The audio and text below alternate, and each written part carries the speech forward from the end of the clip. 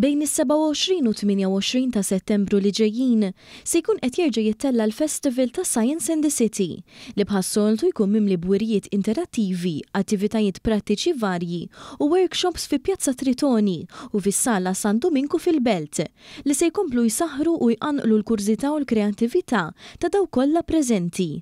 Il-festival li din is-sena nata tema ta' ġustizzja, ekwità, diversità u inklużjoni se jkun qed jitrasferixxi liċ-ċittadini l-għarfien u l-ħiliet meħtieġa biex ikunu kapaċi jagħmlu deċiżjonijiet iżjed informati.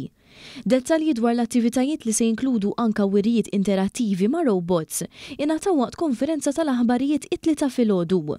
Tkellimna mal-Professur Alfred Vella, ir-Rettur tal-Università ta' Malta, li stqarr li l-fatt li l-Università tgħin fl-organizzazzjoni ta' Science in the City hija naturali għax fih isir ħafna xogħol mir-riċerkaturi u l-akkademiċi mill-Università stess. Dan il-festival isibu mod ta' kif juru lill-kumplament tas-soċjetà dik l-attività illi isseħħ ġewwa l-Università u tagħtiha is-sens tagħha li tiġi eżebita f'manjera li tiftiem mill-poplu inkluż iż-żgħar net tagħna illi l-fokus naħseb għandu jkun ukoll partikolarment fuqhom. Fl-aħħar 12-il sena Science in the City evolva fl-akbar festival ta' xjenza u l-arti f'pajjiżna permezz ta' kollaborazzjonijiet innovattivi u kontenut impenjattiv, viżjoni li taqgħet ix-xjenza, l-arti u l-edukazzjoni u stmat li kull sena jattira iżjed minn 30,000 viżitatur.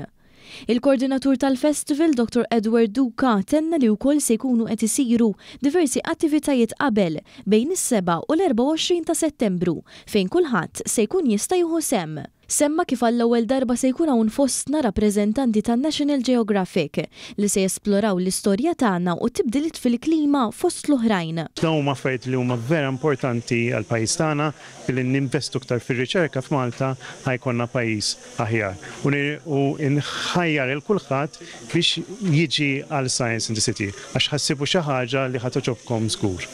Preżenti għat-tnedija tal-festival kien hemm il-Ministru għall-Edukazzjoni, l-Isport, iż-Żgħażagħ, ir-Riċerka u l-Innovazzjoni Clifton Grima, is-Segretarju Parlamentari fl-istess Ministeru Kit Azzopardi-Tanti u l-Ministru għall-Wirt Nazzjonali l-Arti u l-Gvern Lokali Owen Bonnici li l-koll enfasizzaw dwar l-impenn komunitarju fit-trawwim tal-kultura max-xjenza u t-teknoloġija li jinġibu flimkien f'dan l-avveniment.